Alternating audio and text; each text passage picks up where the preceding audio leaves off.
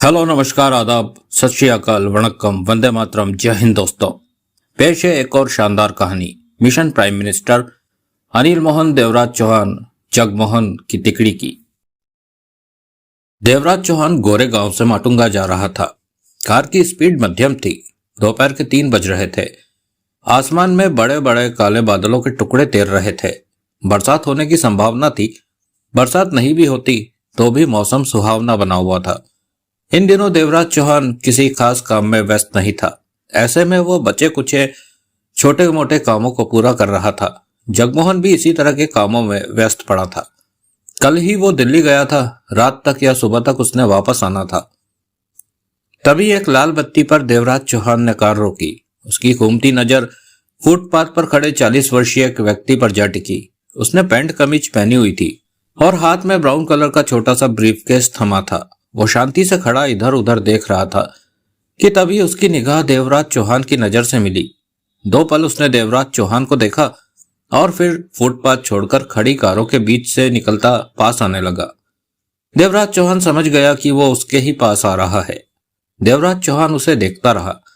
वो करीब आ पहुंचा। कार का शीशा टकटकाया। देवराज चौहान ने जरा सा शीशा नीचे करके उसे सवालिया नजरों से देखा। सर, आज टैक्सियों की हड़ताल है। बहुत परेशानी में हूं। कुछ आगे की लिफ्ट दे दें तो मेहरबानी होगी। वो बोला। आ जाओ। शुक्रिया सर, मेहरबानी। वो खुलकर मुस्कुराया और कार के साथ घूमकर दूसरी तरफ आ पहुंचा। तब तक देवराज चौहान कार का दरवाजा खोल चुका था। वो भीतर बैठा दरवाजा बंद किया। तभी ग्रीन लाइट हुई तो देवराज चौहान ने कार आगे बढ़ा दी। आप भले इंसान हैं जो लिफ्ट दे दी, वरना आजकल तो लोग लिफ्ट देते ही नहीं है। कहते हुए उसने हाथ पीछे करके थमा ब्रीफकेस पीछे की सीट पर रखा और सीधा होकर बैठ गया। लोग भी क्या करें, जमाना बहुत ही खराब है। जिसे लिफ्ट तो वो ही गला काट देता है। शराफत तो जैसे खत्म ही हो गई है। देवराज चौहान कार ड्राइव करता रहा, बोला कुछ नहीं। आप मुंबई में रहते हैं? वो पुनः बोला। हाँ। मुंबई के ही है या बाहर से यहाँ आए हैं? मुंबई का ही हूँ। मुंबई में ज्यादातर लोग बाहर के हैं। मैंने वो मुंबई भी देखी है जब यहाँ भीड़ नहीं हुआ करती थी। सड़कें खाली जैसी होती थी। लोकल में इतनी भीड़ नहीं होती थी, ना ही इतनी ज्यादा टैक्सियां होती थी। वो शांत मुंबई ज्यादा अच्छा था। क्यों जनाब? वो भी अच्छा था, ये भी अच्छा है, देवराज चौहान ने कहा। भीड़ आपको अच्छी लगती है? जहां भीड़ होती है, लोग होते हैं, वहां दौलत होती है। आज हर कोई पैसे के पीछे भाग रहा है। यह बात तो ठीक कह रहे हैं आप कि भीड़ में पैसा कमाने के अच्छे अवसर मिल जाते हैं। स्टीयरिंग थामे सिगरेट निकालते देवराज चौहान ने कहा। मेरे सिगरेट सुलगाने पर आपको ऐतराज तो नहीं होगा? मैं कौन होता हूं ऐतराज करने वाला? कार आपकी है, आप मालिक हैं। वो मुस्कुरा कर बोला। देवराज चौहान ने सिगरेट सुलगाई और शीशा थोड़ा नीचे कर लिया। आपका नाम क्या है? उसने पूछा। मैं आपको लिफ्ट भी दूं, नाम भी बताऊं, ये जरूरी तो नहीं, देवराज चौहान ने कहा। वो होले से हंसा, बोला। मैं तो यूं ही पूछ रहा था, सफर काटने के लिए। सफर इतना भी लंबा नहीं कि हम बातें करने लगे। लगता है आप कम बोलना पसंद करते हैं। जरूरत हो तो बहुत ज्यादा भी बोलता हूं। आपको पता है ना कि आपने कहाँ उतरना है? वो जगह आगे है। मुझे लिफ्ट देकर आपको समस्या तो नहीं हो रही? कोई समस्या नहीं, देवराज चौहान मुस्कुराया। मैं माटुंगा तक जा रहा हूं। मुझे उससे पहले ही उतरना है। वैसे आप मुंबई के लगते नहीं। मेरा जन्म मुंबई में ही हुआ था, समझा। पर आप मराठी नहीं है। राजस्थानी हूं पीछे से। कोई और सवाल पूछना हो तो वो भी पूछ लीजिए। मैं तो बस यूं ही बात करने की खातिर। आपको चुप रहने की आदत नहीं लगती। अगर आप चाहते हैं कि मैं खामोश रहूं तो नहीं बोलता। मेरा यह मतलब नहीं था, लेकिन फालतू बोलना भी अच्छा नहीं होता। मेरा नाम अख्तर आलम है, कानपुर का हूं, पर बचपन से ही मुंबई आ गया था। अब्बा फिल्मों में काम करने के शौकीन थे, पर फिल्मों में काम मिला नहीं, 2-4 में ही मिला। अब तो वे इस दुनिया में ही नहीं है, उसने मुस्कुरा कर कहा। मैंने कभी फिल्म लाइन के बारे में सोचा नहीं। अब्बा का हाल देखकर मैं समझ गया था कि फिल्म लाइन में कुछ नहीं रखा। जिंदगी दांव पर लग जाती है और परिवार भूखा मरता है। बहुत तजुर्बा लगता है आपको फिल्म लाइन का? है ही। इस लाइन में लोग पैसा भी बहुत कमाते हैं, देवराज चौहान ने कहा। वो खास तरह की किस्मत लेकर ही इस दुनिया में आए होते हैं, पर मैं अपने काम से खुश हूँ। वैसे मैं कोई खास काम करता नहीं, पर बढ़िया कमा लेता हूँ, मजे में हूँ, अख्तर आलम ने कहा। इंसान को जहाँ शांति मिले, जितने पैसे कमाकर शांति मिले, उसे वहीं रुक जाना चाहिए, क्योंकि दौलत की भूख को जितना बढ़ाओ उतनी ही बढ़ती चली जाती है, कभी शांत नहीं होती, देवराज चौहान बोला। बहुत अच्छी बात कही। कम में भी गुजारा चल जाता है और ज्यादा में भी। मैं सहमत हूं आपसे।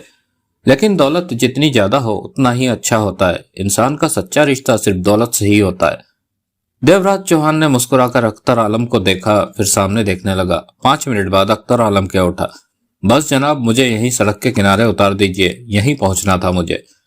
देवराज चौहान ने सड़क के किनारे कार लगा दी। अख्तर आलम दरवाजा खोलते हुए बोला, सफर अच्छा कटा, सच में आप बेहद अच्छे इंसान हैं जो मुझे लिफ्ट दी। बाहर निकलकर उसने दरवाजा बंद किया और बंद शीशे के बाहर से उसने हाथ हिलाया। देवराज चौहान ने कार आगे बढ़ा दी। यूं ही उसने शीशे में पीछे की तरफ नजर मारी तो उसी पल उसके होठ सिकुड़ गए। अख्तर आलम को कार के पीछे भाग कर आते देखा। वो दोनों बाहें हवा में लहराकर जैसे कार को रोकने की कोशिश कर रहा हो, परंतु देवराज चौहान का इरादा उसे दोबारा लिफ्ट देने का नहीं था। कार आगे बढ़ती चली गई और पीछे अख्तर आलम दिखना बंद हो गया। शाम के 7 बज रहे थे। देवराज चौहान बंगले पर पहुंचा, कार को पोर्च में खड़ा किया। सूर्य पश्चिम की तरफ झुककर लुप्त होने जा रहा था। वैसे भी दिन भर बादलों की वजह से सूर्य छिपा रहा था, परंतु शाम को बादल छट जाने की वजह से वो नजर आने लगा था। बाहर निकलकर दरवाजा बंद करके पलटा कि उसी पल ठिठक गया। देवराज चौहान फौरन घुमा, नजर कार के पीछे वाली सीट पर जा टिकी थी। वहां छोटा सा ब्राउन कलर का ब्रीफकेस रखा था। फौरन ध्यान आया कि ब्रीफकेस लिफ्ट लेने वाले अख्तर आलम के हाथ में देखा था। भीतर बैठते हुए उसने ब्रीफकेस पीछे की सीट पर रख दिया था, यह भी याद था उससे। देवराज चौहान को अख्तर आलम का कार के पीछे दौड़ना याद आया। अब उसे समझ में आया कि उसका ब्रीफकेस कार में ही रह गया था। उसी वजह से वो कार के पीछे दौड़ा दौड़ा आ रहा था, जबकि उसने सोचा था कि वो फिर उससे लिफ्ट लेना चाहता है, कि गलत जगह उतर गया है, अभी कुछ और आगे जाना है। देवराज चौहान ने गहरी सांस ली और पीछे का दरवाजा खोलकर ब्रीफकेस उठाया और कुछ देर में ही वो बंगले के भीतर जा चुका था। देवराज चौहान नहा धोकर कपड़े चेंज करने के बाद कॉफी बनाकर अपने हॉल ड्राइंग रूम में बैठा। कॉफी के घूंट भर रहा था। सामने टेबल पर वो ही ब्राउन कलर का ब्रीफकेस रखा था जिसे अभी तक खोलकर नहीं देखा था। यही सोच रहा था कि किसी तरह अख्तर आलम को ढूंढकर उसे ब्रीफकेस दे देगा। भीड़ भरी मुंबई में अख्तर आलम को ढूंढने का एक ही तरीका था कि अखबारों में इश्तिहार दिया जाए, जिन्हें शायद अख्तर आलम देख ले और उससे संपर्क बनाकर अपना ब्रीफकेस ले ले। तभी देवराज चौहान के मन में आया कि ब्रीफकेस को खोलकर भी देखना चाहिए, संभव है उसे कोई फोन नंबर या पता मिल जाए अख्तर आलम का। इस विचार के साथ उसने कॉफी का प्याला खत्म करके टेबल पर रखा और ब्रीफकेस की तरफ हाथ बढ़ाया। उसी पल उसके बढ़ते हाथ ठिठक गए। मोबाइल फोन की बेल बज उठी थी और आवाज ब्रीफकेस के भीतर से आ रही थी। देवराज चौहान की आंखें सिकुड़ी। कुछ पल वो ठिठका सा रहा, ब्रीफकेस को देखता रहा। समझते देर नहीं लगी कि ब्रीफकेस के भीतर फोन रखा हुआ है, शायद अख्तर आलम का फोन है। वही उससे संपर्क बनाकर अपना ब्रीफकेस वापस लेना चाहता होगा। देवराज चौहान ने तुरंत ब्रीफकेस खोलने की चेष्टा की, परंतु वो लॉक्ड था। ब्रीफकेस के भीतर मौजूद फोन की बेल बजनी बंद हो गई थी। देवराज चौहान उठा और बंगले के भीतरी हिस्से में जाकर छोटी सी तार ले आया और उससे आधे मिनट में ही ब्रीफकेस का लॉक खोला और उसके क्लिप हटाकर उसे खोल दिया। ब्रीफकेस में भीतर नजर पड़ते ही देवराज चौहान की आंखें सिकुड़ गई। वो एक टक लंबे पलों तक ब्रीफकेस को देखता रहा। जो कुछ भी वो देख रहा था, ऐसा कुछ ब्रीफकेस के भीतर होने के बारे में नहीं सोचा था। ब्रीफकेस में हजार हजार के नोटों की गड्डियां लगी पड़ी थी। एक नया रिवॉल्वर जो कि स्मिथ एंड वेसन कंपनी का था, वहां मौजूद था। देवराज चौहान इस रिवॉल्वर के बारे में जानता था कि इससे काफी दूर तक का निशाना साधा जा सकता है। इसकी यही खासियत थी। मोबाइल फोन मौजूद था जो कि इस वक्त नहीं बज रहा था, और एक डायरी थी, सामान्य सी डायरी, 4 इंच चौड़ी 6 इंच लंबी, जिसकी बाहरी जिल्द पर सुनहरी अक्षरों में मिशन प्राइम मिनिस्टर छपा था। देवराज चौहान बारी बारी चारों चीजों को देखता रहा। चेहरे पर अजीब से भाव थे। ऐसा कुछ ब्रीफकेस में होगा उसने सोचा नहीं था। अख्तर आलम का भोला चेहरा उसकी आंखों के सामने चकरा उठा। आखिरकार उसकी नजर डायरी पर जा टिकी, जिसकी बाहरी जिल्द पर मिशन प्राइम मिनिस्टर छपा चमक रहा था। देवराज चौहान ने हाथ बढ़ाकर डायरी उठाई, उसे खोला, परंतु डायरी के भीतर का हाल देखकर चेहरे पर अजीब से भाव उभरे। डायरी के सारे पेज खाली पड़े थे। सिर्फ पहले पन्ने पर लिखा था अख्तर आलम को नबीस अली की तरफ से। देवराज चौहान इन शब्दों से यही समझ पाया कि किसी नबीस अली ने यह सब कुछ अख्तर आलम को दिया है, परंतु मिशन प्राइम मिनिस्टर का मतलब क्या हुआ? इन शब्दों को देवराज चौहान समझ नहीं पाया। कई पलों तक देवराज चौहान डायरी के खाली पन्ने पलटकर देखता रहा। फिर डायरी रखकर रिवॉल्वर उठाकर उसकी नाल को सूंघा। उसमें बारूद की स्मेल नहीं थी, यानी उसे इस्तेमाल नहीं किया गया था। रिवॉल्वर को अच्छी तरह चेक करने के बाद वो समझ गया कि यह बिल्कुल नई कोरी है, इसे एक बार भी इस्तेमाल नहीं किया गया। रिवॉल्वर रखकर ब्रीफकेस में फंसाकर लगा रखी हजार हजार की गड्डियों को गिनने लगा। वे पूरी 25 थी, यानी कि 25 लाख रुपया। देवराज चौहान को सब कुछ खतरनाक लगा। एक ब्रीफकेस, भीतर 25 लाख रुपया, स्मिथ एंड वेसन की नई रिवॉल्वर जो दूर तक का निशाना ले सकती है, मोबाइल फोन और एक खाली डायरी जिसके सारे पन्ने खाली हैं और डायरी की बाहरी जिल्द पर सुनहरी अक्षरों में मिशन प्राइम मिनिस्टर छपा था। यह बात सामान्य नहीं थी। देवराज चौहान ने हाथ बढ़ाकर मोबाइल फोन उठाया और उसे चेक करने लगा। कुछ देर पहले ही फोन बजा था। एक मिस्ड कॉल स्क्रीन पर मौजूद थी। देवराज चौहान ने कॉल को खोलकर उसका नंबर देखा। स्क्रीन पर भी देवराज चौहान की नजरें टिक गई। स्क्रीन पर मिस्ड कॉल का नंबर नजर आ रहा था, परंतु वो अजीब सा नंबर था। 16 या 14 डिजिट में वो नंबर था। कम से कम ऐसा कोई नंबर हिंदुस्तान में मौजूद नहीं था। यकीनन वो नंबर हिंदुस्तान से बाहर का था। कॉल किसी दूसरे देश से आई थी। देवराज चौहान ने कॉल बैक करने की चेष्टा की, परंतु नंबर नहीं लगा। जो भी हो, देवराज चौहान को लगने लगा कि अनजाने में ही वो किसी बड़ी चीज से टकरा गया है। जो कुछ भी उसके सामने था वो सामान्य नहीं था। गड़बड़ी का अंदेशा स्पष्ट होने लगा था उसे। Mission prime minister. डायरी की जिल्द पर छपे इन सुनहरी अक्षरों का क्या मतलब हुआ? खाली डायरी का मतलब भी उसे समझ नहीं आया। इसी पल फोन पुनः बज उठा। हाथ में ही था फोन। स्क्रीन पर आए नंबर को देखा तो वो वैसा ही लंबा नंबर था। शायद वही था। कम से कम अख्तर आलम द्वारा किया फोन तो नहीं हो सकता। हेलो, देवराज चौहान ने कॉल रिसीव करते हुए कहा। कैसे हो मेरे बच्चे? दूसरी तरफ से भारी गंभीर सा स्वर कानों में पड़ा। 2 पल तो देवराज चौहान समझ नहीं पाया कि क्या कहे, फिर क्या उठा। अच्छा हूं। देवराज चौहान का दिमाग तेजी से दौड़ रहा था। जनाबे हुजूर, कुछ नहीं, सिर्फ अच्छा हूं, उधर से पहले जैसे स्वर में कहा गया। पल भर के लिए देवराज चौहान अचकचा गया, फिर फौरन क्या उठा। जनाब, आपकी मेहरबानी से सब बढ़िया चल रहा है। अब सही बोले तुम्हारी आवाज को क्या हुआ? उधर से कहा गया। आवाज को बदली सी लग रही। जनाब, गले में कुछ गड़बड़ है, दर्द भी है, पका भी पड़ा है। दवा ले रहा हूं, 2-4 दिन तो लगेंगे ठीक होने में। देवराज चौहान ने फौरन कहा। बाकी सब ठीक है, आप हुक्म करें। ब्रीफकेस मिला? सामने ही रखा है जनाब। देवराज चौहान ने ब्रीफकेस पर नजर मारी। अख्तर। दूसरी तरफ से सामान्य किंतु प्यार भरे स्वर में कहा गया। मैं तुम पर बहुत भरोसा करता हूं। तुम मेरे बच्चों की तरह हो, बहुत काबिल इंसान हो। ऐसे लोगों को मैं अपनी छाती से लगाकर रखता हूं। बीते सालों में मैंने जितने भी महत्वपूर्ण काम तुम्हें दिए, तुमने उन्हें दिल से मेहनत से पूरा करके मुझे खुश किया। जनाब, वो तो मेरा फर्ज था। देवराज चौहान ने मुस्कुराकर कहा। परंतु इस बार का काम बहुत कठिन है। जनाब को अख्तर पर भरोसा नहीं रह गया क्या? भरोसा ना होता मेरे बेटे तो ब्रीफकेस ना भेजता। हुक्म कीजिए। इस बार हिंदुस्तान के प्रधानमंत्री हमें पसंद नहीं आ रहे। आप कह रहे हैं तो सही कह रहे होंगे जनाब। पाकिस्तान इस प्रधानमंत्री को पसंद नहीं करता। तो ये कॉल पाकिस्तान से है। उससे बात करने वाला पाकिस्तान में बैठा है। यहाँ तो प्रधानमंत्री बेहतर है जनाब। वैसे क्या कर दिया उन्होंने पाकिस्तान के खिलाफ? किया तो कुछ नहीं, पर पाकिस्तान को हिंदुस्तान का ये प्रधानमंत्री पसंद नहीं आया। मैं समझ गया। देवराज चौहान सतर्क हो गया। इस प्रधानमंत्री को हमें खत्म करना है। देवराज चौहान ने फौरन कुछ न कहा। चुप क्यों हो गए मेरे बच्चे? उधर से तुरंत आवाज आई। जनाब, ये बड़ा काम है, खतरनाक काम है। प्रधानमंत्री को खत्म करना असंभव जैसा है। ये तुम कह रहे हो? तुमने तो कई बड़े काम।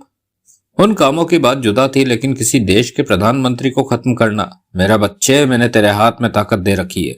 उस ताकत का इस्तेमाल कर। 10 निशानेबाज तेरे हवाले हैं। ढेरों आदमी है।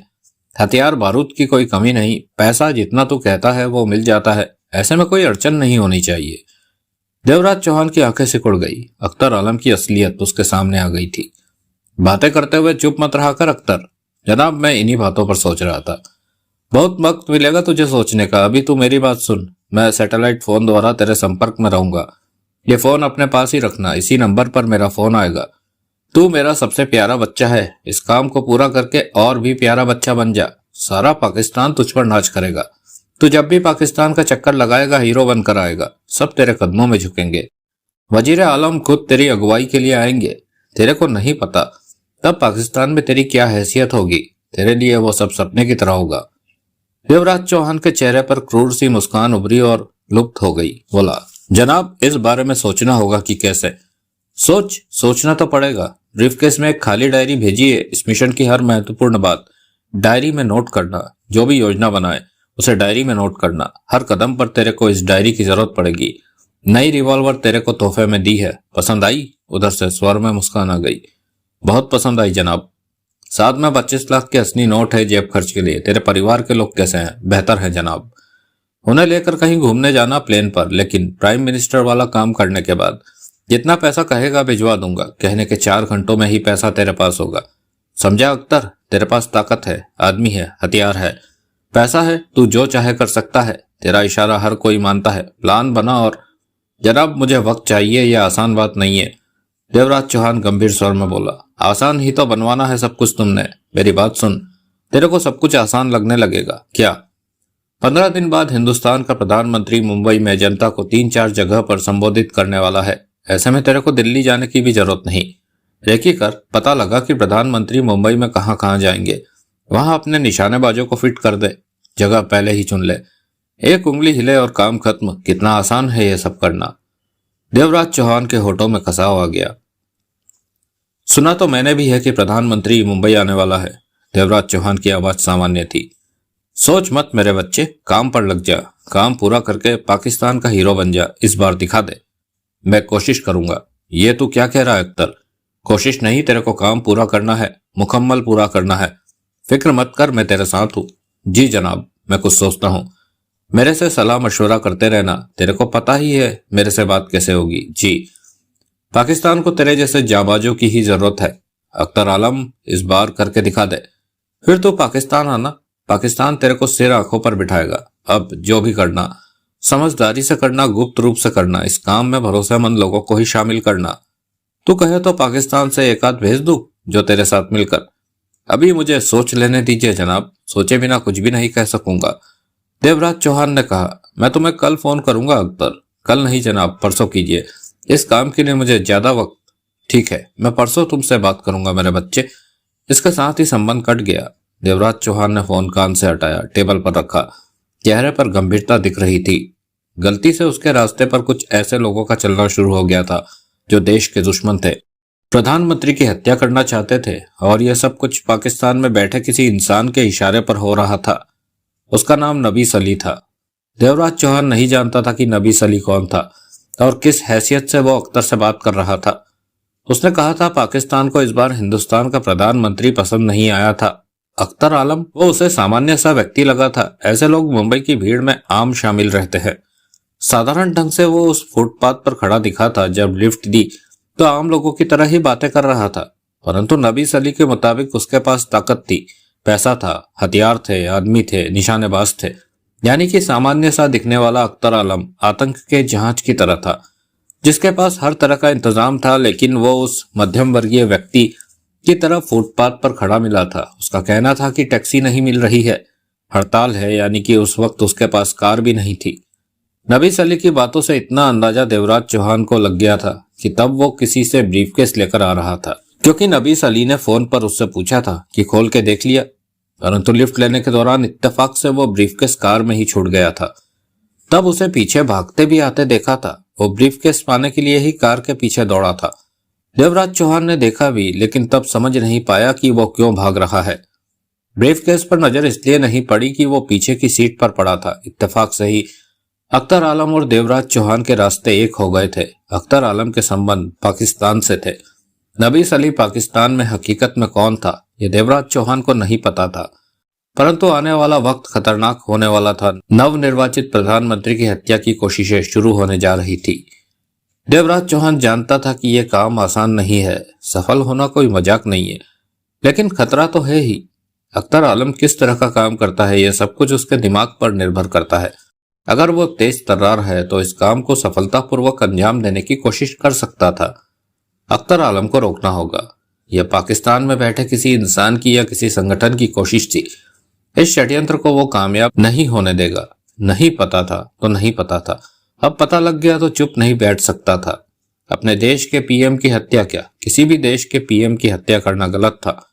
यह नहीं होने देना है। नबीस अली अख्तर आलम पर निर्भर था। अगर अख्तर आलम को रोक दिया जाए तो यह काम रुक जाएगा। कैसे? अख्तर आलम का ब्रीफकेस उसके पास था। ब्रीफकेस हाथ से निकल जाने की वजह से अख्तर जरूर परेशान होगा। अभी तक उसने नबीस अली को भी नहीं बताया है कि ब्रीफकेस खो गया है। अगर नबीस अली को पता होता तो वो ब्रीफकेस में रखे फोन पर कॉल नहीं करता, सतर्क हो गया होता। यानी कि अख्तर आलम इसलिए चुप है कि उसे ब्रीफकेस वापस मिल जाने की उम्मीद है। देवराज चौहान अख्तर आलम को पकड़कर यह काम रुकवा देना चाहता था। अख्तर आलम सामने आए, इसके लिए जरूरी था कि वो ब्रीफकेस के बारे में अखबारों में इश्तिहार दे दे। इस बात की पूरी आशा थी कि कल की अखबारें वो देख सकता है या वो भी ब्रीफकेस के बारे में अखबारों में इश्तिहार दे सकता है। देवराज चौहान उठा और इश्तिहार छपवाने के लिए बाहर जाने की तैयारी करने लगा। रात 10 बजे जब देवराज चौहान अखबारों में इश्तिहार देकर वापस लौट रहा था तो देवराज चौहान का फोन बजा। दिल्ली से जगमोहन का फोन आया था। यहाँ का काम खत्म हो गया है। जगमोहन की आवाज कानों में पड़ी। कल सुबह की फ्लाइट से वापस आ जाऊंगा, आ जाओ। एक बहुत ही दिलचस्प और खतरनाक मामला हमारे रास्ते में आ खड़ा हुआ है। देवराज चौहान बोला। रास्ते में आने का क्या मतलब? इत्तेफाक से मैं इस मामले में आ फंसा हूं। ओह, क्या है मामला? तुम कल वापस आओ, जान जाओगे, देवराज चौहान ने कहा और फोन बंद कर दिया। देवराज चौहान की आंख सुबह 7 बजे खुली तो उठकर वो बंगले के दरवाजे से बाहर निकला तो सामने बंधा पड़ा आज का अखबार दिख गया। अखबार लिए वो भीतर आया, उसे खोला और सोफे पर बैठते हुए उसे खोलकर पन्ने चेक करने लगा कि एक पन्ने पर उसकी निगाह रुक गई। उसका दिया इश्तिहार छपा नजर आ गया जो कि सामान गुमशुदा के कॉलम में था। इश्तिहार में छपा था कि लिफ्ट लेने वाले अख्तर आलम का ब्रीफकेस उसकी कार में रह गया है। ब्रीफकेस वापस पाने के लिए नीचे लिखे फोन पर संपर्क करें। नीचे उसका फोन नंबर लिखा था। ऐसा इश्तिहार सिर्फ इसी अखबार में नहीं, मुंबई से प्रकाशित होने वाले सारे अखबारों में दिया था। यह सोचकर कि अख्तर आलम के हाथ कोई तो अखबार लगेगा। सोचों में डूबा देवराज चौहान उठा और किचन में जाकर कॉफी बना लाया। सुबह की फ्लाइट से जगमोहन ने भी मुंबई आ जाना था। देवराज चौहान का ख्याल था कि वो 9 या 10 बजे तक बंगले पर आ जाएगा। कॉफी का प्याला लिए वह सोफे पर बैठा और घूंट भरते उसकी नजरें पुनः गुमशुदा के कॉलम पर जा टिकी। वहां अन्य तरह के और भी इश्तिहार छपे थे कि तभी एक इश्तिहार पर नजर पड़ते ही देवराज चौहान की आंखें सिकुड़ गई। यह इश्तिहार गुमशुदा कॉलम में अख्तर आलम की तरफ से था, छपा था। लिफ्ट लेने के दौरान मेरा ब्रीफकेस कार में रह गया था। वे सज्जन मुझे फोन करे। ब्रीफकेस लौटाने की एवज में उन्हें इनाम दिया जाएगा। नीचे अख्तर आलम और मोबाइल नंबर लिखा था। देवराज चौहान ने कई बार वो इश्तिहार पढ़ा। यानी कि अख्तर आलम ब्रीफकेस वापस पाने के लिए बेकरार है। जरूर बेकरार होगा। नबीस अली का भिजवाया वो ब्रीफकेस था और उसे खोलकर भी भीतर नहीं देख पाया था कि भीतर क्या है और वो हाथ से निकल गया। अब अख्तर आलम हाथ में था। उसके फोन नंबर पर देवराज चौहान की आंखें टिकी थी। होठों पर छोटी सी मुस्कान रेंग गई कि अब अख्तर आलम या नबीस अली को उनके इरादों में सफल नहीं होने देगा। अख्तर भी अखबार में दिए अपने इश्तिहार पर नजर जरूर दौड़ाएगा और वो इसका इश्तिहार भी जरूर पड़ेगा। यानी कि अख्तर आलम का फोन कभी भी आ सकता है। देवराज चौहान ने सोचा कि शाम तक फोन ना आया तो वो खुद करेगा फोन। उसके बाद देवराज चौहान नहा धोकर तैयार हुआ। जाने का प्रोग्राम कहीं का भी नहीं था क्योंकि जगमोहन आने वाला था। 9 बज चुके थे। देवराज चौहान ब्रेकफास्ट तैयार किया, खाया भी। सोचे अख्तर आलम और नबीस अली की तरफ थी जो प्रधानमंत्री की हत्या की साजिश को तैयार करने में व्यस्त थे। 10 बजने जा रहे थे जब देवराज चौहान ने सिगरेट सुलगाई। उसी पल गेट के बंगले के पास कोई गाड़ी रुकने की आवाज आई। देवराज चौहान समझ गया कि जगमोहन आ गया है। वो आगे बढ़ा और खुले मुख्य द्वार के पास पहुंचकर बाहर देखा। बाहरी गेट के पास जगमोहन खड़ा टैक्सी वाले को पैसे दे रहा था। देवराज चौहान पलटकर भीतर आ गया। 2 मिनट बाद ही जगमोहन ने भीतर प्रवेश किया। साथ में ले रखा सूटकेस एक तरफ छोड़ा और मुस्कुराकर देवराज चौहान को देखा। देवराज चौहान भी मुस्कुरा पड़ा। आगे बढ़ता जगमोहन क्या उठा, कहीं जा रहे हो? नहीं, तुम तो तैयार लग रहे हो। पास पहुंचकर जगमोहन ठिठका। अभी बाहर नहीं जाना, पर कभी भी जाना पड़ सकता है। अख्तर आलम का फोन आ सकता है। ये कौन हुआ? बहुत खतरनाक मामला है। बैठकर बातें करते हैं। मैं तुम्हारे लिए कॉफी बनाकर। तुम बैठो, जगमोहन बोला। कॉफी मैं बना लूंगा, कपड़े भी चेंज कर लूं। 10 मिनट बाद ही जगमोहन और देवराज चौहान सोफों पर आमने सामने बैठे थे। देवराज चौहान जगमोहन को सारी बात बता रहा था। देवराज चौहान के खामोश होते ही जगमोहन के होठों से निकला, प्रधानमंत्री की हत्या? हाँ, यह प्लान पाकिस्तान में बनाया गया है। देवराज चौहान ने गंभीर स्वर में कहा, नबीस अली आखिर है कौन? मैं नहीं जानता। यह बात उससे पूछना ठीक नहीं था। वो मुझे अख्तर आलम समझ रहा था। यह तो सच में खतरनाक बात है, बहुत ही खतरनाक। तुमने क्या सोचा मैं प्रधानमंत्री की हत्या नहीं होने दूंगा? तभी तुमने अखबार में इश्तिहार दिया कि अख्तर आलम ब्रीफकेस लेते पहुंचे तो तुम उसे खत्म कर दो। हाँ, खत्म करने से पहले नबीस अली के बारे में जरूर पूछूंगा कि पाकिस्तान में उसकी क्या हस्ती है। लेकिन आज की अखबार में ब्रीफकेस पाने के लिए अख्तर आलम की तरफ से भी इश्तिहार है। वो अखबार जरूर देखेगा अपना दिया इश्तिहार देखने के लिए। तब वो मेरा इश्तिहार पढ़ेगा और उसी पल मुझे फोन करेगा। अगर उसकी नजर तुम्हारे दिए इश्तिहार पर ना पड़ी तो तब शाम तक मैं उसके फोन का इंतजार करूंगा। उसके बाद मैं फोन कर दूंगा। देवराज चौहान ने कहा, क्या जरूरी है कि अख्तर आलम की मौत के साथ ही प्रधानमंत्री की हत्या की कोशिश रुक जाएगी? नबीस अली का संपर्क सिर्फ अख्तर से तो होगा नहीं, यहाँ और लोग भी हो सकते हैं। वो ये काम उन्हें कह देगा। हो सकता है ऐसा हो, परंतु इसमें हम कुछ नहीं कर सकते। जो कर सकते हैं वो कर ही रहे हैं। अख्तर की हत्या के बाद हमें गुमनाम फोन द्वारा सुरक्षा एजेंसियों को खबर देनी होगी कि प्रधानमंत्री की हत्या की कोशिश चल रही है। जब वो मुंबई में 4 जगह भाषण देने आएंगे, ये काम हम कर देंगे। देवराज चौहान ने गंभीर स्वर में कहा, अख्तर आलम के पास पावर है। नबीस अली ने ऐसा कुछ ही कहा था। उसकी मौत के बाद वो पावर बेकार नहीं होगी। नबीस अली के इशारे पर उस पावर को कोई दूसरा संभाल लेगा। हम नहीं जानते कि नबीस अली का नेटवर्क क्या है। ये बात अख्तर से मालूम करेंगे। जगमोहन सोच भरे स्वर में बोला। दोपहर 2 बजे देवराज चौहान का फोन बज उठा। तब देवराज चौहान और जगमोहन बेडरूम में बैठे बातों में व्यस्त थे। देवराज चौहान ने मोबाइल फोन उठाया। अनजान नंबर था। हेलो। देवराज चौहान ने कॉल रिसीव की। आप ही बोल रहे हैं ना? दूसरी तरफ से अख्तर आलम की तेज आवाज आई। कल आपने ही मुझे लिफ्ट दी थी। देवराज चौहान ने उसकी आवाज पहचान ली थी।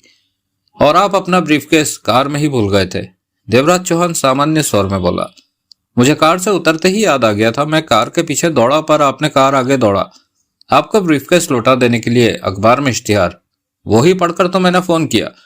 बड़ी मेहरबानी आपकी। ब्रीफकेस खोलकर देखा क्या? वो तो लॉक्ड है। हाँ, चाबी मेरे पास है। अब थोड़ा सा और कष्ट दूंगा। ये बताएं कि ब्रीफकेस लेने मैं कहाँ?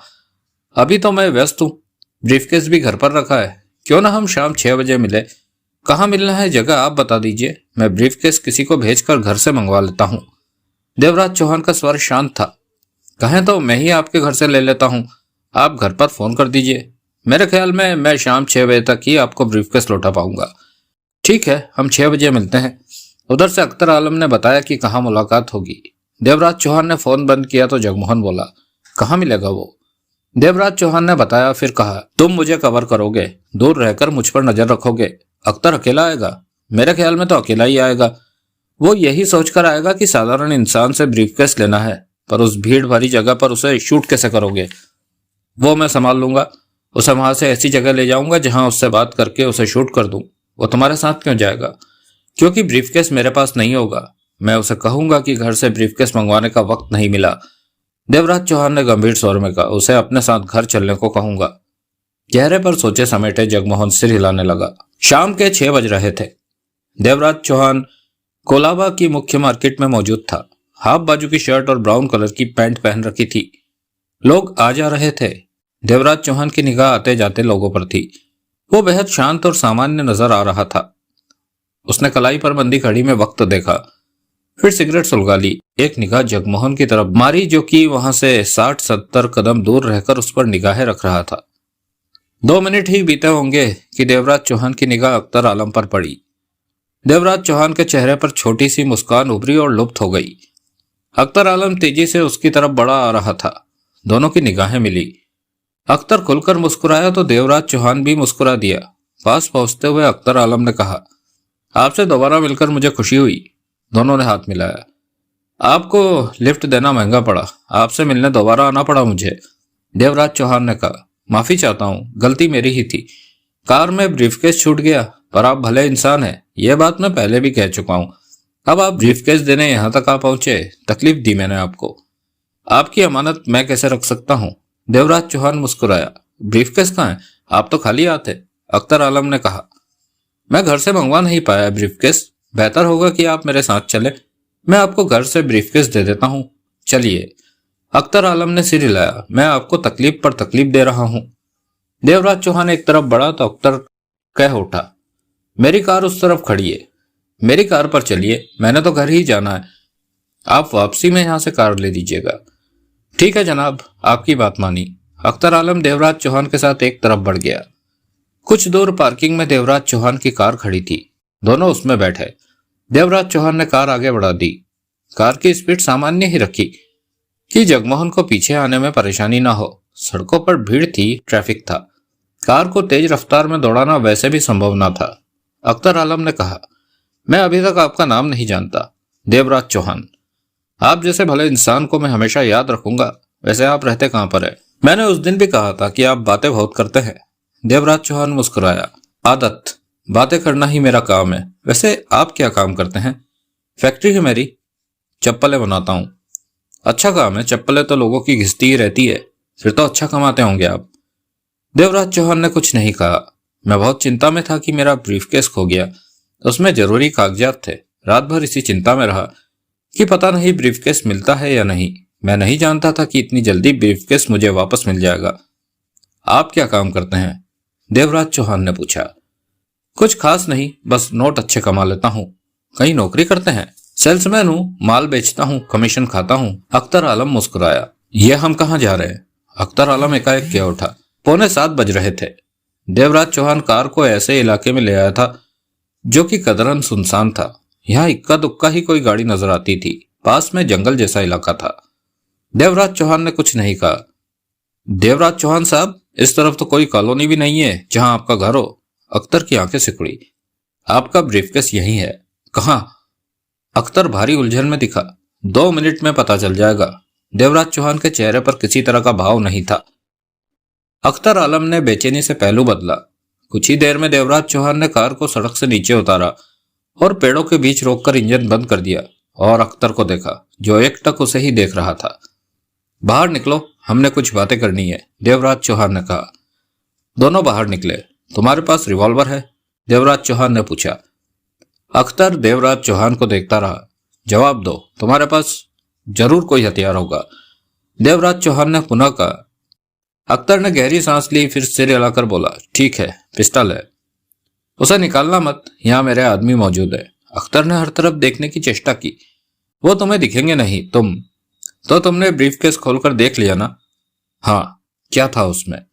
25 लाख रुपया नगद, एक रिवॉल्वर, एक डायरी जिस पर मिशन प्राइम मिनिस्टर लिखा था, और एक मोबाइल फोन जिस पर पाकिस्तान से नबीस अली का फोन आया था और मैंने बात की थी। अख्तर आलम की आंखें सिकुड़ गई। तुमने नबीस अली से बात की? उसके होठों से निकला। तुम्हें मेरी बात का विश्वास कर लेना चाहिए। नबीस किसी अनजान व्यक्ति से बात नहीं, मैंने अख्तर बनकर बात की। तुम मेरी आवाज में नहीं बोल सकते। मैंने कहा कि मेरा गला खराब है और वो तुम्हारी बात मान गया। माना, उसे अपनी बात कहने की जल्दी थी। तो अब यह स्पष्ट हो गया कि तुम आतंकवादी हो। पाकिस्तान में बैठे लोगों के इशारे पर हिंदुस्तान में आतंक भरी हरकतें करते हो। नबीस अली इस बार तुम्हारे हाथों हिंदुस्तान के प्रधानमंत्री की हत्या करवाना चाहता है। देवराज चौहान के होंठ भींच गए। यह खबर मेरे लिए नई है। अख्तर आलम शांत स्वर में बोला, नबीस ने तुमसे यह कहा? हाँ। नबीस अली है कौन? पाकिस्तान में क्या करता है? आईएएस का एजेंट है। तो यह काम पाकिस्तान सरकार के इशारे पर हो रहा है, देवराज चौहान ने कठोर स्वर में कहा। तुम कौन हो? देवराज चौहान। यह तो तुम्हारा नाम हुआ, पर हकीकत में कौन हो? इस मामले में इतनी ज्यादा दिलचस्पी क्यों ले रहे हो? मुझे यह बात पसंद नहीं आई कि तुम लोग प्रधानमंत्री की हत्या की कोशिश करो। फिर तो तुम्हें पुलिस के पास जाकर सब कुछ बता देना चाहिए था। यहां क्या कर रहे हो? अख्तर आलम मुस्कुराया। देवराज चौहान ने रिवॉल्वर निकाली। इससे पहले कि मामला आगे बढ़े, मैं सब कुछ यहीं रोक देना चाहता हूं। अख्तर आलम ने रिवॉल्वर पर नजर मारकर कहा, तो मेरी हत्या का इरादा है? तुम समझते हो कि मेरी मौत के साथ सब कुछ ठीक हो जाएगा? क्यों नहीं होगा, बेवकूफ हो। हिंदुस्तान में मैं अकेला तो नहीं जिसके साथ नबीस अली का संपर्क हो। मेरे जैसे कई हैं नबीस के संपर्क में। मैं मर गया तो कोई और ये काम करेगा। काम तो होकर ही रहेगा। लेकिन एक बात समझ में नहीं आ रही कि तुम इतने उग्र क्यों हो रहे हो। तुम सामान्य नागरिक होते तो ये बातें पुलिस को। पहले तो नहीं, लेकिन अब मैं पुलिस के बारे में सोचने लगा हूं। देवराज चौहान गुर्राया। क्या? पुलिस ही अब तुमसे जानेगी कि नबीस के और कौन कौन से लोग हैं जो हिंदुस्तान में आतंक फैला रहे हैं। पहले तो मैंने सोचा था कि तुम्हें शूट करूंगा, लेकिन अब पुलिस तुझसे जानकारियां निकलवाएगी। तुम में जरा भी अक्ल नहीं है। अख्तर आलम जहरीले स्वर में बोला, अभी तुम ठीक से मेरी हैसियत नहीं जानते। ये ठीक है कि कल जब तुमसे लिफ्ट ली तब मैं अकेला था, क्योंकि तब काम ही ऐसा था कि मुझे अकेले निकलना पड़ा। परंतु आज मैं अकेला नहीं हूं। मेरे आदमी मुझ पर नजर रखे हुए हैं। माना कि यहाँ तुम्हारे आदमी हैं, पर मेरे भी। अब क्या कहते हो? देवराज चौहान अख्तर आलम को घूरता रहा। विश्वास नहीं हो रहा? सोचते हो कि मैं बंडल मार रहा हूं? यकीन करो कि मेरे आदमी। अभी पता चल जाएगा। कहते हुए देवराज चौहान ने फोन निकाला और जगमोहन का नंबर मिलाया। इस बात से सावधान था कि अख्तर आलम कोई हरकत ना कर दे। जगमोहन से बात हो गई। मैं तुम्हें फोन करने की सोच ही रहा था। जगमोहन की गंभीर आवाज कानों में पड़ी। हमारे पीछे कोई और लोग भी है? हाँ, वे 4 हैं, जिनमें से 3 हथियारों के साथ तुम्हारे आसपास पहुंच चुके होंगे। एक इधर बाहर ही है। मेरे ख्याल में हम खतरे में है। वक्त आया तो शायद हम इनका मुकाबला न कर सकें। देवराज चौहान के होठ विच गए। मैंने फायर की आवाज नहीं सुनी। तुमने अभी तक अख्तर को शूट नहीं किया। करोगे तो ये लोग तुम पर गोलियां चला देंगे। हालात खतरनाक है। हमें यहाँ से बचकर निकल जाना चाहिए। अपने आदमियों से कह दो कि जब जरूरत समझे तभी गोली चलाएं। देवराज चौहान ने कहा। अपने आदमी? उधर से जगमोहन ने कहा।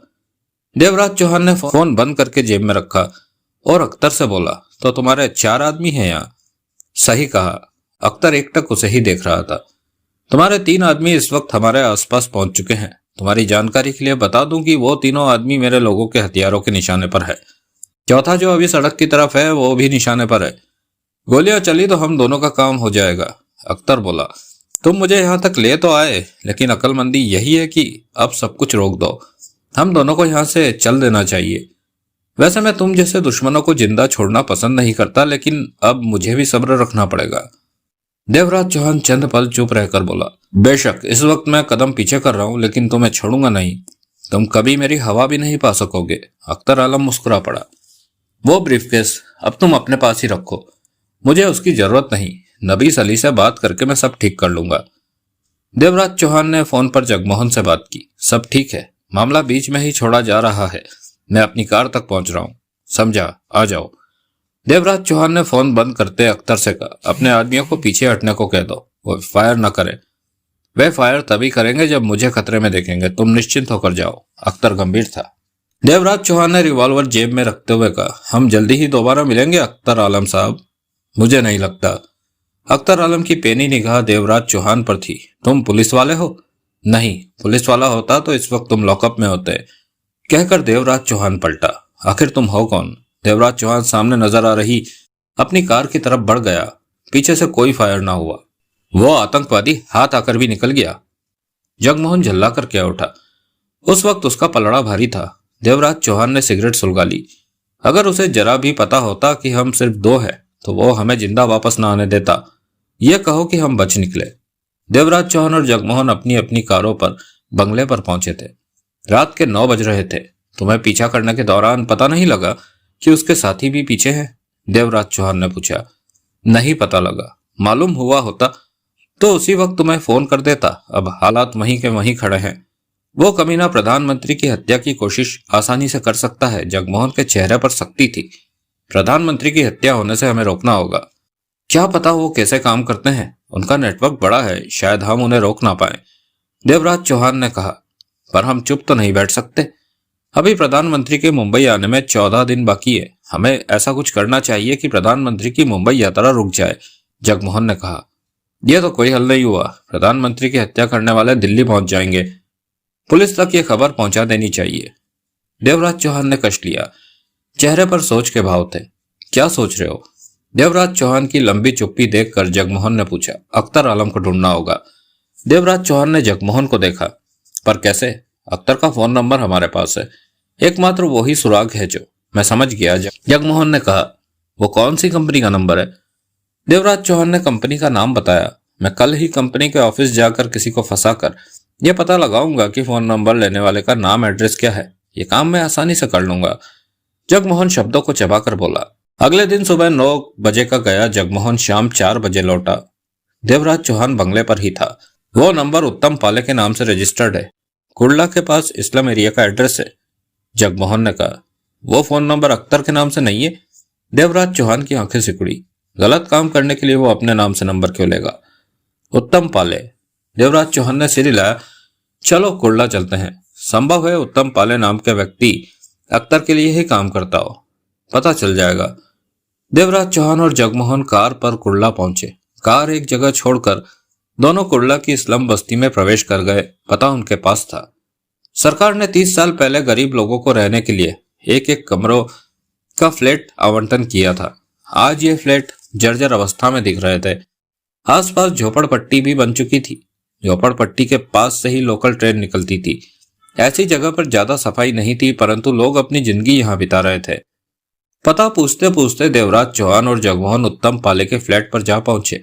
दरवाजे पर सस्ता था ताला लटक रहा था। इस वक्त शाम के 6 बजने जा रहे थे। ताला लगाए, पड़ोस से पूछो, देवराज चौहान ने कहा। जगमोहन साथ वाले फ्लैट पर पहुंचा, जिसका दरवाजा खुला पड़ा था। भीतर एक बच्चा पड़ता दिखा।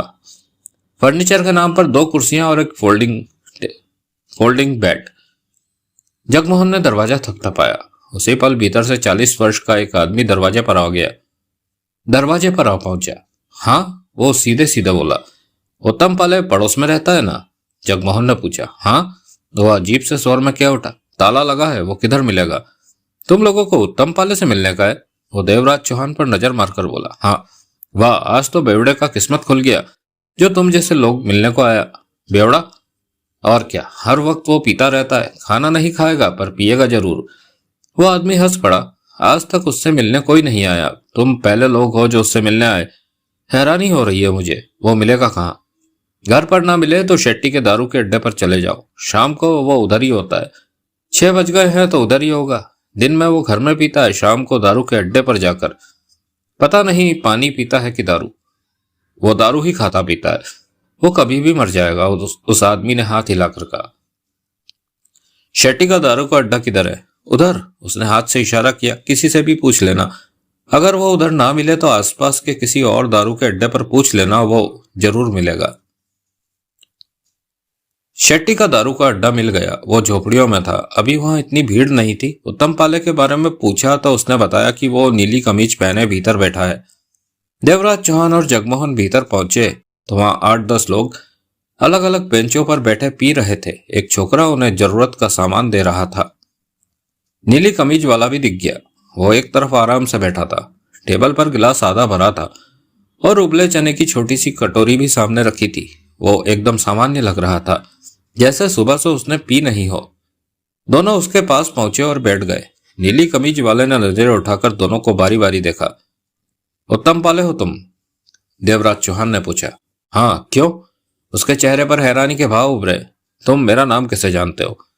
देवराज चौहान ने एक कागज पर लिखा मोबाइल नंबर उसके सामने रख दिया। ये नंबर तुम्हारा है?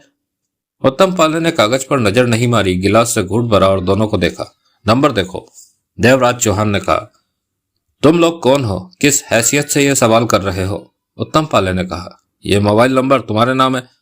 मैंने पूछा है तुम लोग कौन हो? पुलिस वाले हो? नहीं, तो फिर मेरे से पूछताछ क्यों? मैं। उसी पल जगमोहन ने छिपे अंदाज में रिवॉल्वर निकाली और उत्तम पाले को दिखाई। अब समझे हम कौन है? जगमोहन सख्त स्वर में बोला। जो पूछा है उसका सीधा जवाब दे। तो रिवॉल्वर भी रखते हो? उत्तम पाले मुस्कुराया, फिर बाकी के गिलास को खाली किया। कभी मैं भी रिवॉल्वर रखा करता था, लेकिन अब छोड़ दिया। तुमने सुना नहीं हमने क्या कहा? देवराज चौहान शांत स्वर में बोला। उत्तम पाले ने कागज उठाकर उस पर लिखे नंबर पर निगाह मारी। कई पलों तक कागज को देखता रहा, फिर कागज टेबल पर रखकर लापरवाही से बोला। नंबर तो जाना पहचाना लग रहा है, पर याद नहीं। याद करो। देवराज चौहान ने उत्तम पाले की आंखों में झांका। शायद ये मेरे पहले का नंबर है जो खो गया था। उत्तम पाले बोला। खो गया था? हाँ, मोबाइल फोन ही कहीं गिर गया था। पीने के बाद होश कहाँ रहता है? तभी ऐसा। गोली तेरे सिर में लगेगी तब भी होश नहीं रहेगा, समझा? सीधे जवाब दे। की जवाब दे तो दिया है। 6 महीने पहले मेरा मोबाइल कहीं गिर गया था। पुलिस में रिपोर्ट लिखवाई। किस बात की रिपोर्ट? उत्तम पाले मुस्कुराया। मेरे जैसे लोग पुलिस के पास नहीं जाते। तो तुम अख्तर आलम को नहीं जानते? मैंने ये नाम पहले कभी नहीं सुना। उत्तम पाले ने इनकार में सिर हिलाया, फिर खाली गिलास थामे उठता हुआ बोला। 1 मिनट में जरा गिलास में माल और ले आऊं, कहकर वो वहां से चला गया। तुम्हारा क्या ख्याल है, इसका वास्ता अख्तर से होगा? जगमोहन ने पूछा। अभी पता चल जाता है, देवराज चौहान ने कहा। उत्तम पाले ने खाली गिलास एक तरफ रखा और तेजी के साथ दारू खाने से बाहर निकलता चला गया। उसके चेहरे पर गंभीरता नजर आ रही थी। 5 मिनट में ही वो उस जगह से इतनी दूर आ गया था कि देवराज चौहान और जगमोहन उसकी तरफ नहीं आ सकते थे। तंग गलियों से निकलते हुए उसने फोन निकाला और नंबर मिलाकर कान से लगा लिया। दूसरी तरफ बेल बजने लगी। बोल पाले। अख्तर आलम की आवाज कानों में पड़ी। अख्तर भाई, उत्तम पाले बोला। कोई तेरा नंबर लेकर मुझ तक पहुंचा। जरूर उसने ये पता लगवाया है कि वो नंबर कंपनी से किसने लिया है। वही होगा, देवराज चौहान। दूसरी तरफ से अख्तर का सख्त स्वर कानों में पड़ा। कौन देवराज चौहान? उसका हुलिया बता। वो 2 थे, दोनों का बता। उत्तम पाले ने देवराज चौहान और जगमोहन का हुलिया बताया। एक वही है, देवराज चौहान। साला पंगेबाज आदमी है, पता नहीं इस मामले में टांग क्यों फंसा रहा है। किस मामले में? अख्तर आलम ने उसे ब्रीफकेस के बारे में 2 लाइनों में बात बताई और कल शाम की मुलाकात के बारे में बताया। फिर बोला, वो तो पीछे पड़ गया है। पुलिस वाला नहीं है वो। पुलिस वाला होता तो ऐसे काम नहीं करता, पर सनकी लगता है। तू उससे बचकर रहे। मैं तो उन्हें अच्छा देकर निकल आया, मुझे उनकी परवाह नहीं है। पर मेरे को तेरी परवाह है। तू मेरा बहुत बढ़िया निशानेबाज है, मुझे तेरी जरूरत पड़ने वाली है। उड़ाना है किसी को? हाँ। किसे? हिंदुस्तान के सबसे महत्वपूर्ण व्यक्ति को। कोई नेता है? हाँ, खुद को तैयार रख। इस काम का तेरे को पूरा 1 करोड़ मिलेगा। अख्तर उधर से मुस्कुराया। सस्ते में काम नहीं करूंगा। 1 करोड़ कम है क्या? जिस काम की कीमत तू खुद ही 1 करोड़ लगा रहा है, वो 2 करोड़ का काम तो होगा ही, उत्तम पाले ने कहा। उधर से अख्तर आलम ने हंसकर कहा, पैसे की चिंता मत कर, मुझे काम चाहिए। देवराज चौहान से बचकर रहना। अगर वो ज्यादा परेशान करे तो मेरे पास आ जाना। कुछ दिनों के बाद तेरे को काम पर लगना है। उत्तम पाल नशे में टुन्न था। रात जब उसने अपनी गली में प्रवेश किया तो 1 बज रहा था। ज्यादातर फ्लैटों की लाइटें बंद थी। गली में अंधेरा था। एक घर से झगड़े की आवाजें आ रही थी। उत्तम पाले मस्त हाथी की तरह झूमता अपने फ्लैट तक पहुंचा और ठिठक कर जेबों में हाथ डालकर चाबी टटोलने लगा। 2 मिनट तो वो चाबी टटोलता रहा। फिर चाबी हाथ में आई तो लड़खड़ाता हुआ दरवाजे तक पहुंचा और नीचे झुककर लटके ताले में चाबी घुमाई और उसे हाथ में पकड़कर कुंडी खोली और दोनों पल्लों को धकेल दिया। दरवाजा खुल गया।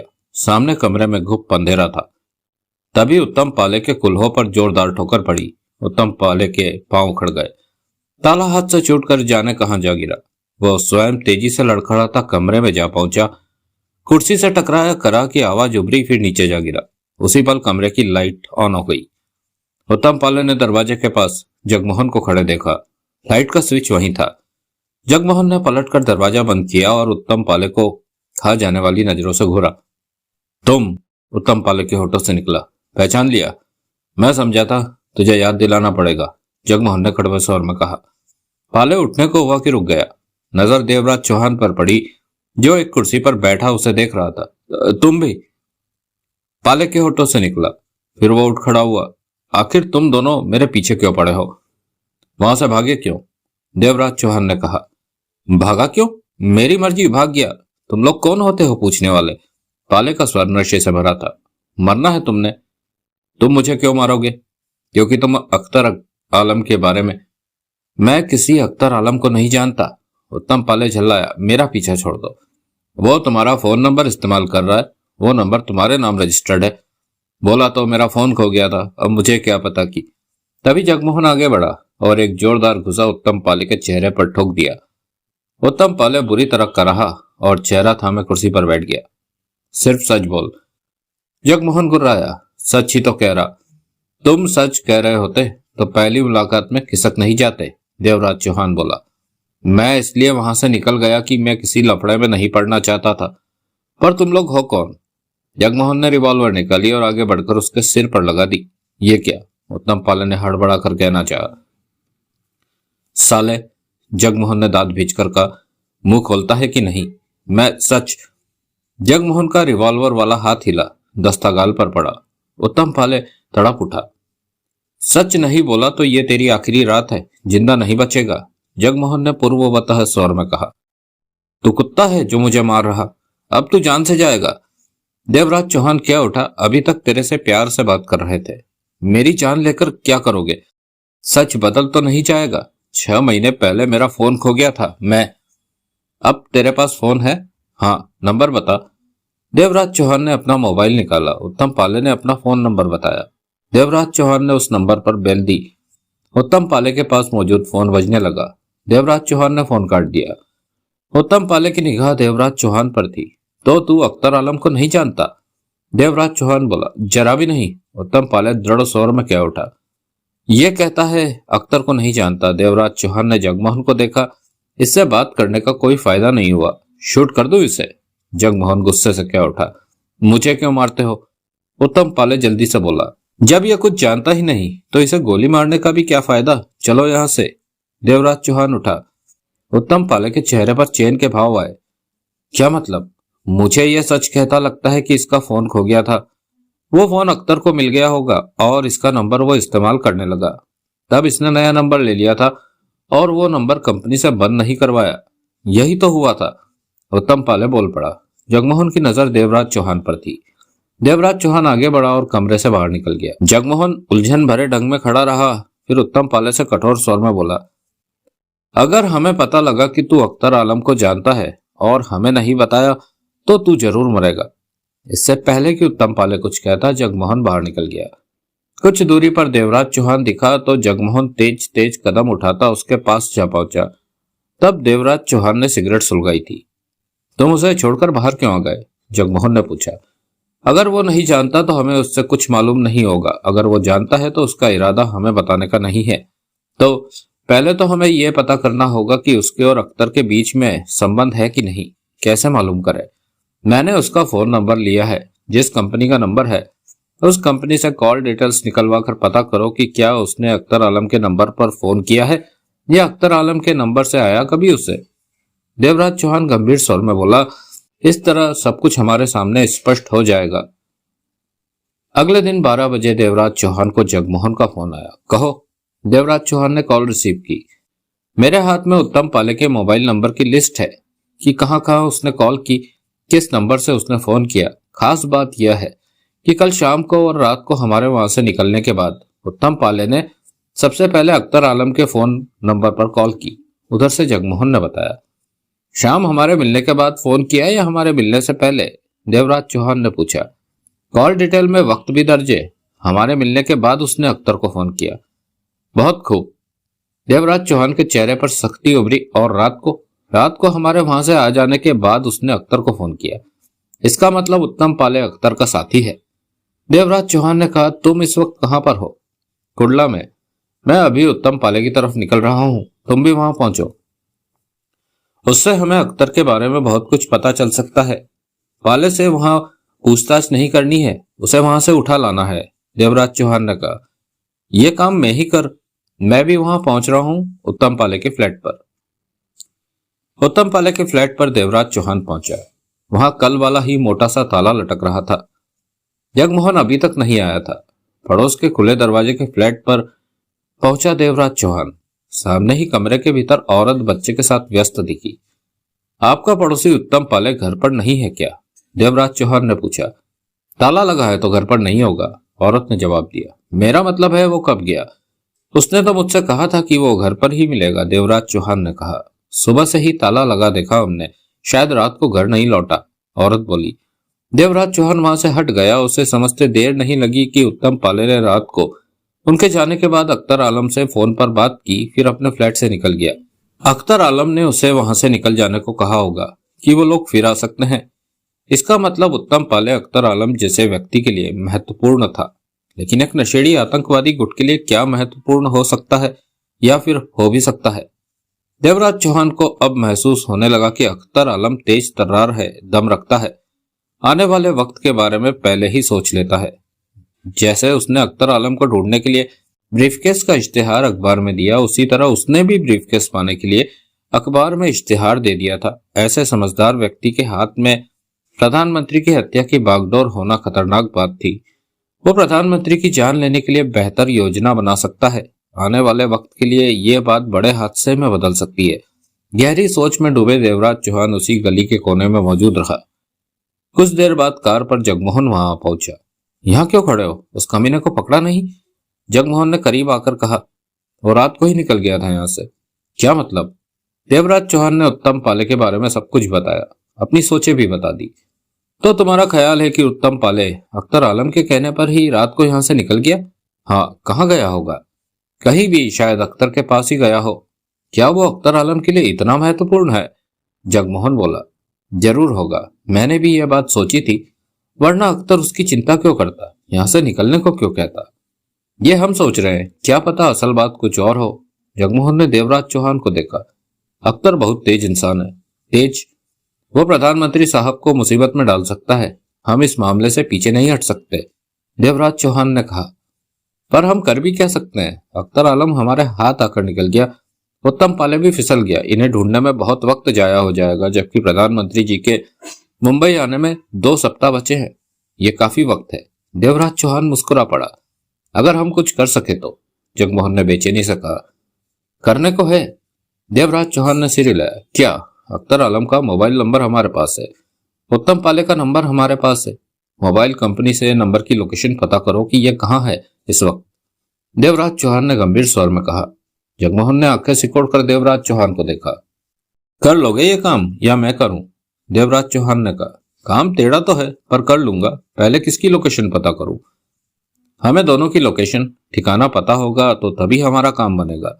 अगर एक को पकड़ने में हम चूक भी गए तो तुरंत दूसरे के ठिकाने पर पहुंचकर उसे दबोच लेंगे, उसे निकलने का मौका नहीं देंगे। मतलब कि दोनों के ठिकाने जानने के बाद हम अपना काम शुरू करेंगे। मैं अभी से इस काम पर लग जाता हूं, जगमोहन ने कहा। कंपनी वालों से यह बात जानना बेहद कठिन है, पर मोटे नोट चढ़ाकर ही काम बन सकता है। जगमोहन कार लेकर चला गया। देवराज चौहान कार में बैठा और सिगरेट सुलगाकर सोचने लगा कि अख्तर और उत्तम पाले को जितना लापरवाह कर सके उतना ही बेहतर होगा। उन पर हाथ डालने में आसानी होगी। क्या ऐसे मौके पर उन्हें फोन करना ठीक होगा? आखिरकार देवराज चौहान ने उत्तम पाले को फोन कर दिया। बेल गई, फिर आवाज कानों में पड़ी। हेलो, ये उत्तम पाले की आवाज थी। देवराज चौहान ने पहचाना। मैं तुम्हारे लिए महंगी शराब की बोतल लेकर आया हूं, तुम कहाँ हो? देवराज चौहान ने कहा। चंद पलों की खामोशी के बाद उत्तम पाले की आवाज कानों में पड़ी। देवराज चौहान? हाँ, तो तुम फिर आ गए? तुम्हारे घर के बाहर खड़ा हूं बोतल लेकर, कब तक आ रहे हो? देवराज चौहान ने कहा। एकाएक पाले के हंसने की आवाज आई। क्यों हंस रहे हो? क्योंकि तुम खुद को ज्यादा अक्लमंद समझते हो। इतने हो नहीं। उधर से मुस्कुरा रहा था उत्तम पाले। मैंने ऐसा क्या कर दिया? इस वक्त तुम मेरी गर्दन पकड़ने आए थे, सही बोला मैंने? देवराज चौहान शांत भाव से मुस्कुरा पड़ा। तो तुम मानते हो कि अख्तर आलम से तुम्हारा वास्ता है? देवराज चौहान ने कहा। पूरा वास्ता है। मेरे दोस्त बन जाओ, फायदे में रहोगे। चालाकी मत दिखाओ। मेरा नाम भी तुम्हें अख्तर आलम ने बताया? सब कुछ बताया। मुझे समझ नहीं आता कि तुम इस मामले में दखल क्यों दे रहे हो। आखिर हो कौन तुम? अगर तुम्हें अख्तर से कोई समस्या है तो पुलिस के पास जाओ, उन्हें बताओ, खुद ही क्यों सब कुछ संभालने में लगे हो? इससे तुम्हें कोई तकलीफ है? देवराज चौहान ने फोन पर कहा। तुम साधारण इंसान नहीं लगते, अख्तर से मेरी बात कराओ। कुछ चुप्पी के बाद उत्तम पाले की आवाज आई। उसका नंबर तुम्हारे पास है, उसे फोन कर सकते हो। मतलब वो इस वक्त तुम्हारे पास नहीं है? मेरे पास उसका क्या काम? मैं तुम्हारे घर पर हूं। क्यों? तुम्हारा आने का इंतजार कर रहा था। फिर तो तुम्हारी जिंदगी बीत जाएगी। उधर से उत्तम पाले ने कड़वे स्वर में कहा। मुझे देख नहीं पाओगे। तुम जब भी आओगे मैं तुम्हें यहीं मिलूंगा। एक बात मुझे परेशान कर रही है, वो भी कह दो। अख्तर आलम जैसे आतंकवादी को तुम जैसे शराबी की चिंता क्यों है? जवाब में उत्तम पाले की छोटी सी हंसी की आवाज सुनाई दी। जवाब दो, देवराज चौहान ने कहा। बेकार की बातें मत करो तुम।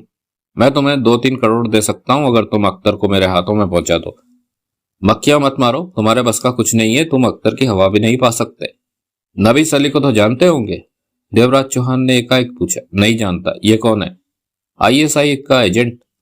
ऐसी खबर मेरे लिए नई नहीं है। अब तुम्हारे पास कहने को कुछ नहीं रहा। अख्तर आलम के साथ रहकर तुम पाकिस्तान के लिए काम कर रहे हो। मुझे नोट चाहिए। हिंदुस्तान पाकिस्तान से मुझे कोई मतलब नहीं है। दूसरी तरफ से उत्तम पाले की आवाज आई। तुम अख्तर के किस काम के हो और तुम मुझे बोर करने? तुम्हें पता है अख्तर आलम ISI के इशारे पर हमारे देश के प्रधानमंत्री की हत्या करने की योजना बना रहा है? देवराज चौहान ने शब्दों को चबाकर कठोर स्वर में कहा। नहीं पता, तुमसे सुना।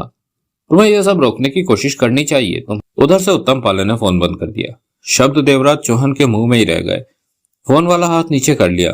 देवराज चौहान समझ चुका था कि उत्तम पाले अख्तर आलम का पक्का साथी है।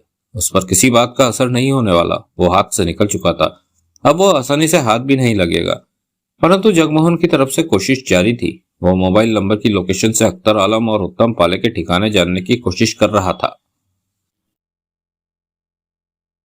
शाम के 6 बज रहे थे। देवराज चौहान बंगले के बेडरूम में बेड पर अधलेटा सा पड़ा था। जगमोहन अभी तक आया नहीं था, ना ही उसका फोन। जबकि देवराज चौहान सोच रहा था कि इस सारे मामले को पुलिस के हवाले कर देना ठीक रहेगा। पुलिस को किसी तरह सब बता देगा कि इस वक्त क्या हालात चल रहे हैं।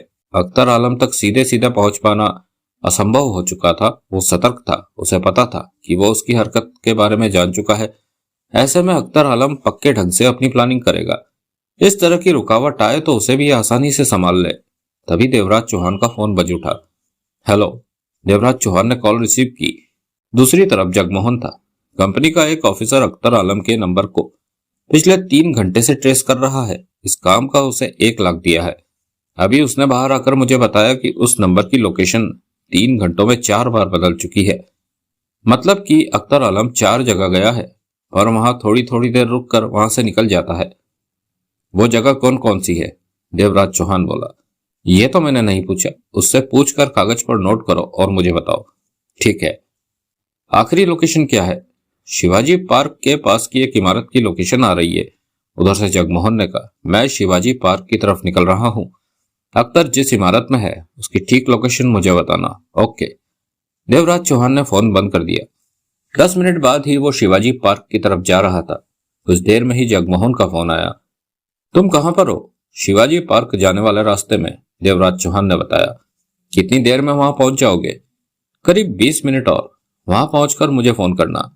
उधर से जगमोहन ने कहा। इस वक्त अख्तर आलम शिवाजी पार्क की किस बिल्डिंग में मौजूद है उसकी लोकेशन मुझे कंपनी के ऑफिसर ने ट्रेस करके बता दी है। अभी भी अख्तर पर बराबर नजर रखी जा रही है। मेरा मतलब उसकी लोकेशन पर। हाँ, लोकेशन बदलते ही वो भीतर से मुझे फोन कर देगा। शिवाजी पार्क पहुंचकर तुम्हें फोन करता हूं, देवराज चौहान ने कहा और फोन बंद कर दिया। शाम का वक्त होने के कारण सड़कों पर भीड़ थी। देवराज चौहान की कार की रफ्तार मध्यम थी। बेहद सुनहरी मौका उसके सामने था। अख्तर आलम को फिर देख सकता था, पकड़ सकता था या उस पर नजर रख सकता था। यह सब उसके मोबाइल फोन की सिम के दम पर हो रहा था, जो हर वक्त उसके पास मौजूद रहता था। देवराज चौहान के चेहरे पर मुस्कान उभरी और लुप्त हो गई। अख्तर ने तो सोचा होगा कि वो अब उसे कभी ढूंढ नहीं पाएगा, पर अब वो उसके करीब पहुंचता जा रहा था। देवराज चौहान ने शिवाजी पार्क के इलाके में पहुंचकर जगमोहन को फोन किया। पहुंच गए? जगमोहन की आवाज कानों में पड़ी। हाँ, अख्तर की लोकेशन बोलो। निर्मल सदन की दूसरी मंजिल पर वो मौजूद है। इतने बड़े इलाके में मैं निर्मल सदन कैसे ढूंढ पाऊंगा, जबकि वक्त कम है, देवराज चौहान ने कहा। वो निकल सकता है। रुको, शिवाजी पार्क के उत्तर दिशा की तरफ पेट्रोल पंप है ना? हाँ, तो उस पेट्रोल पंप के आगे निकलो, वहीं कार रोककर ढूंढना। 7वीं 8वीं 9वीं बिल्डिंग निर्मल सदन है। तुम्हें कैसे पता? लोकेशन देखने वाले ऑफिसर ने बताया है। उसका कहना है कि नेट पर बिल्डिंग तक की सटीक जानकारी मिल जाती है। समझ गया। देवराज चौहान कार को पेट्रोल पंप की तरफ आगे बढ़ाता चला गया। तुम क्या करने वाले हो? अभी सोचा नहीं। मेरे ख्याल में उसके सामने मत पड़ना। शायद वो कभी भी अकेला नहीं रहता। वो अपने साथ गनमैन रखता है। बिना प्लान किए मैं उस पर हाथ नहीं डालूंगा।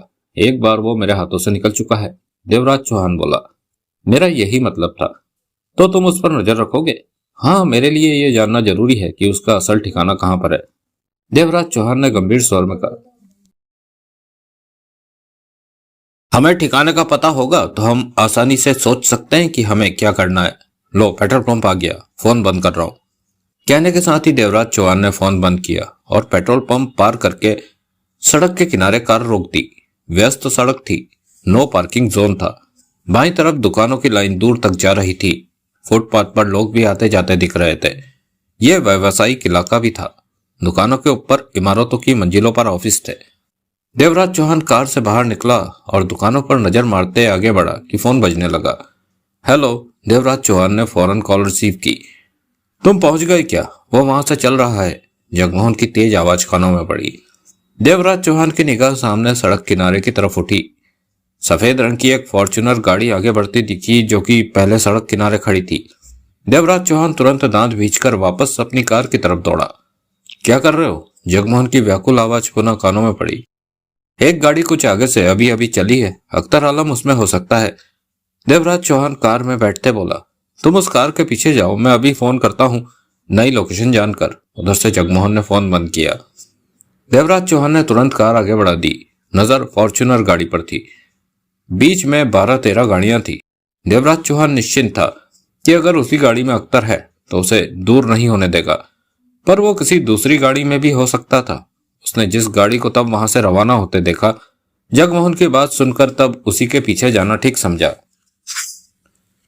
अब देवराज चौहान को जगमोहन का फोन आने का इंतजार था। 2 मिनट बाद जगमोहन का फोन आ गया। अख्तर वाली गाड़ी ने अभी अभी मोड़ काटा है। जगमोहन की आवाज कानों में पड़ी। मोड़ नहीं। देवराज चौहान ने गहरी सांस ली। मैं जिस कार के पीछे हूं उसने मोड़ नहीं काटा। तुम गलत गाड़ी के पीछे हो, मुझे नई लोकेशन बताओ। देवराज चौहान बोला, अख्तर जिस कार में है उसने दाईं तरफ मोड़ काटा है, जो कि अंबेडकर मार्ग है। आगे लाल बत्ती है, दाईं तरफ मुड़ने पर अंबेडकर मार्ग ही आ जाएगा। देवराज चौहान ने कहा, तुम ठीक जा रहे हो, अंबेडकर मार्ग पर मुड़ जाओ। समझो अख्तर आलम तुम्हारे आगे कहीं है। मध्यम गति से आगे बढ़ते रहो, मैं लोकेशन पता करके तुम्हें बताता रहूंगा। कहकर जगमोहन ने उधर से फोन बंद कर दिया। देवराज चौहान 40 की स्पीड पर कार आगे बढ़ा रहा था। शाम अंतिम पड़ाव पर थी। अगले 10 मिनट में अंधेरा हो जाना था, जबकि देवराज चौहान का पूरा ध्यान अख्तर आलम पर था। उसका पकड़ा जाना जरूरी था। वो प्रधानमंत्री की हत्या की योजना बना रहा था, उसे रोकना होगा। ISI से उसके सीधे संबंध थे, उसके पास ताकत थी। वो अपनी योजना को अंजाम तक पहुंचाने का दमखम रखता है। उसके हाथ में आ जाने पर हिंदुस्तान में फैला ISI का जाल टूट सकता था। पुलिस उसका मुंह खुलवा लेगी।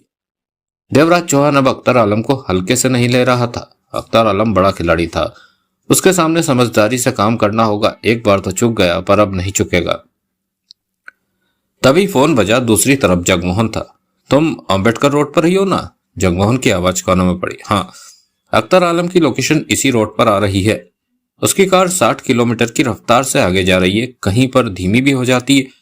अंबेडकर रोड पर फ्लाईओवर होने के कारण रफ्तार कुछ तेज रहती है वाहनों की। मैं जानना चाहता हूं अख्तर आलम मेरे से कितनी आगे है। देवराज चौहान ने कहा, वो मुड़ने के बाद अंबेडकर रोड का दूसरा फ्लाईओवर पार कर चुका है। दूसरा? मैं तो अभी पहले फ्लाईओवर पर भी नहीं पहुंचा। फोन बंद करो, मुझे कार की स्पीड बढ़ानी होगी। देवराज चौहान ने कहकर फोन बंद कर दिया और कार की स्पीड बढ़ा दी।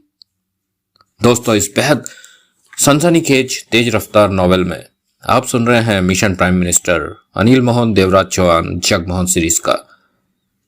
इसी तरह की मजेदार कहानियां, दिलचस्प कहानियां, रोमांचक कहानियां हमारी मेंबरशिप जोन पर भी है।